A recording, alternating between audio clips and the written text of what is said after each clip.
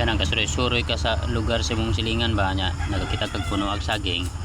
ay sumangil dayon tani pang nito mga lods ani pang basa-basa niya may bunot pa na taning nito kayrong aray ignog ng nitor ba nadang pasiplat tug na ba yung tao nya kay natug pa man ang tag-iya ni mga lods kay lugayan lang yung mata ay impas ni ang labi ka piktusan na to ni Pip ay kasara witik ra kay mga lods to daning